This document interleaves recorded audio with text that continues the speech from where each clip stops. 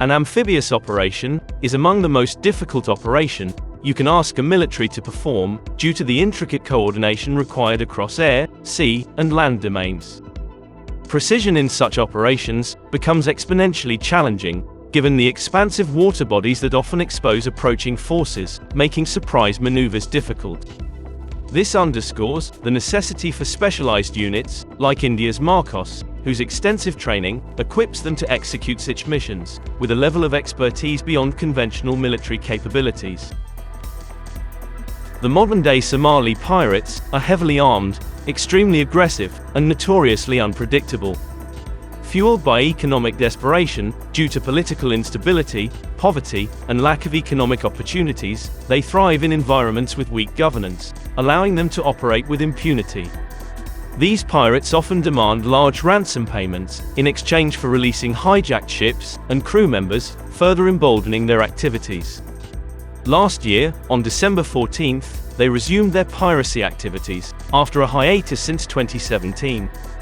They captured a Maltese ship and converted it into their mothership and base of operation. For 3 months, they held 17 crew members hostage, using them as human shields. However, unbeknownst to them, the Indian Navy was monitoring their activities, waiting for the perfect opportunity to strike. With assistance from the Air Force, the Indian Navy launched a daring operation. Utilizing stealth destroyers, P-8I aircraft, and maritime spotter drones, they intercepted the hijacked ship. Following the interception, Air Force C-17 Globemaster aircraft deployed India's elite MARCOS commandos via precision airdrop. The commandos and raiding boats closed in on the pirate vessel, enabling the Indian Navy to board the ship. After a grueling 40-hour operation, the ship was successfully recaptured, without any harm to the crew. Remarkably, all 35 pirates were captured alive. This successful mission highlighted the skill and bravery of the elite MARCOS unit. So, who are these MARCOS? Before we continue, if you'd like to support our channel and become a member, simply click the join button below the video.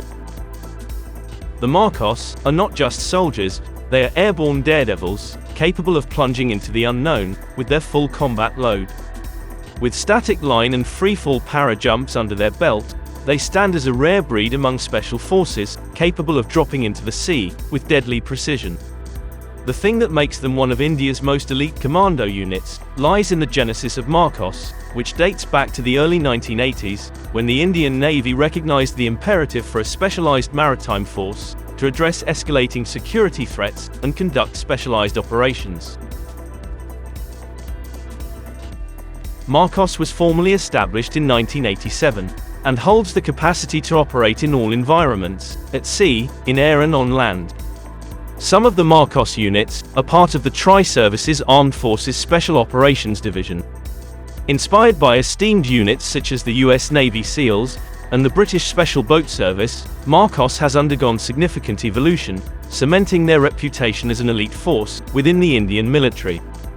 Their notable accomplishments across diverse operational domains, including amphibious warfare, counter-terrorism, unconventional warfare, and search and rescue missions, have garnered widespread acclaim and admiration. The force has garnered acclaim for its exemplary performance in operations such as Cactus, Leech, Pawan, and Cyclone, further solidifying its status as a cornerstone of India's maritime defense capabilities. To become a MARCO is to embark on an odyssey of unparalleled challenges, where one must confront their deepest fears and conquer the darkest depths of adversity. Their training regimen, spanning 2.5 to 3 arduous years, tests not only their physical endurance, but also their mental fortitude. In physical endurance, training sessions include activities like long-distance running, swimming in rough waters, obstacle courses, and carrying heavy loads for extended periods without rest. In mental fortitude, they are subjected to intense stress, sleep deprivation, and challenging scenarios to assess their decision-making abilities, adaptability, and resilience in high-pressure situations. This includes simulated combat exercises, survival training in harsh conditions, and problem-solving tasks under extreme hardship. The journey begins with a crucible of trials, a rigorous 3-day evaluation, where only the most resilient souls survive. For many, it is here that the dream ends.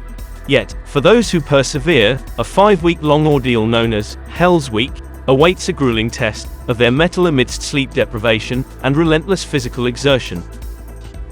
Emerging from the crucible, the chosen few commence their training at INS Abhimanyu in Mumbai, honing their skills in the art of warfare. From there, they take to the skies, mastering the art of parachute jumps at the Paratrooper Training School in Agra, and dive into the depths at the Navy's diving school in Kochi. But their journey does not end here.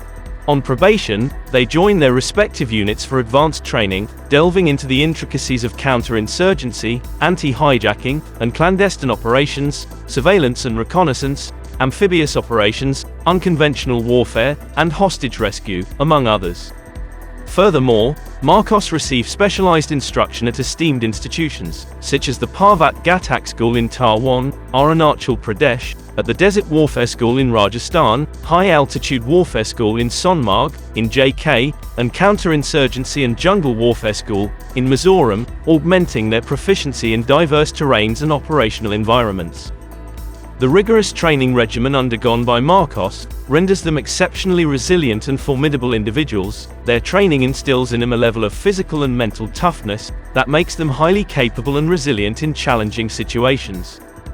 Even when placed in the training environment of another elite special forces unit, in this case, the US Navy SEALs, a MARCO demonstrated superior performance, effortlessly excelling in the rigorous training program. Successfully completing their training, MARCOS personnel typically serve within the elite unit for a period ranging from 3 to 5 years. Armed with top-tier weaponry, like the Israeli Tavor TAR-21 assault rifle, with a 40mm grenade launcher, the MARCOS are a force to be feared. They're also equipped with the Heckler & Koch MP5, Sig Sauer P226, and Glock 17 pistols, for versatility. For precision strikes, they rely on the Dragunov and Galil sniper rifles, along with the devastating OSV-96 anti-material rifle. Operating covertly underwater, they utilize Italian CE-2F or X-100 submarines for stealthy maneuvers. With this arsenal, the MARCOS ensure dominance on the battlefield. Over time, MARCOS has actively engaged in conducting counter-terrorism operations, both within the country and beyond its borders. Yet, it is their deeds that define them. In the hallowed halls of military history, the MARCOS operations are etched in legend. In Operation Pawan, amidst the turmoil of Sri Lanka, they undertook a daring mission, swimming 12 kilometers through enemy waters to strike their target. Faced with relentless fire from the LTTE, they stood their ground, ensuring the success of their mission, before slipping away into the night unscathed. A team of 18 MARCOS were involved in this operation. During a coup attempt in the Maldives, MARCOS aided in defending President Gayoom's government, in what was hailed internationally as proof of India's military prowess, through Operation Cactus. President Abdul Gayoom sought help from various nations. Although the US and Britain declined direct intervention, they agreed to coordinate with India. India promptly responded with remarkable speed and efficiency. MARCOS, along with INS Godavari, intercepted the hijacked vessel carrying mercenaries and hostages. MARCOS contingent, with Sri Lankan army support, successfully apprehended the militants. MARCOS regularly conduct counter-insurgency operations and specialized maritime operations in Jammu and Kashmir, throughout the Jhelum River and Woola Lake, in collaboration with the Indian Army. Together with the Indian Army, MARCOS also took part in the Kargil War. They undertook daring covert operations behind enemy lines, striking fear into the hearts of adversaries. In the face of terror, during the Mumbai attacks in 2008, they bravely stormed the Oberoi Trident and Taj Hotel, eliminating the terrorists and restoring order with unmatched precision and valor. India's maritime anti-piracy operations. In the past, the Indian Navy primarily focused on maintaining a presence in the seas, observing activities, and engaging constructively. However, with changes in regional security dynamics, and India's shifting goal, from merely utilizing the seas to securing them, the Navy's strategic role in the water has expanded. And this transformation was accelerated after the BJP government assumed power in 2014.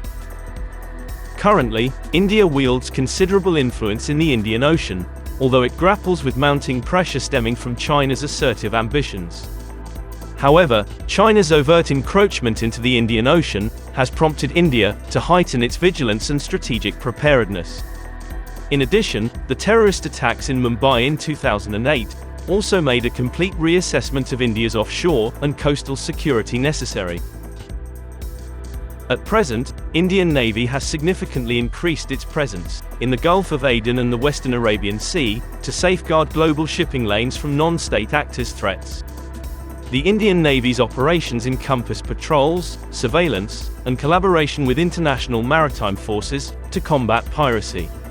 However, it's crucial to differentiate this naval deployment from the ongoing military campaign, spearheaded by the US and UK. Since November, Houthi rebels have attacked ships in the Red Sea, in response to Israel's offensive against Hamas in Gaza, and the subsequent US counterstrike has added complexity to the security situation, particularly concerning one of the busiest maritime routes, linking Europe, the Middle East, and Asia. However, the Indian Navy is dedicated to protecting vessels and ensuring maritime safety. Recent anti-piracy operations highlight this commitment. So let's explore some of these operations led by the Indian Navy. On December 23, 2023, the tanker Chem Pluto was struck by an anti-ship missile or drone, causing internal damage, while carrying oil from Jubail, Saudi Arabia, to New Mangalore Port, India. Subsequently, the Indian Coast Guard dispatched the patrol ship ICGS Vikram to assist and escort the tanker. Additionally, the Indian Navy patrolled with a warship and P-8I maritime aircraft to ensure the safety of the vessel. On January 5, 2024, Marine commandos successfully rescued 21 crew members, including 15 Indians, from the Liberian-flagged vessel MV Leela Norfolk. The swift operation took place after around 5 to 6 armed pirates attempted to hijack the vessel. On January 26, the INS Visakhapatnam responded to a distress call from MV Marlon Luanda. Later in January, INS Sumitra undertook 2 successful rescue missions off the coast of Somalia. In the first operation, on January 28, it liberated a ship under Iranian flag from pirate control, followed by the rescue of another Iranian-flagged vessel with 19 Pakistani crew members within 48 hours. These operations underscore the Indian Navy's swift responsiveness and operational efficiency globally.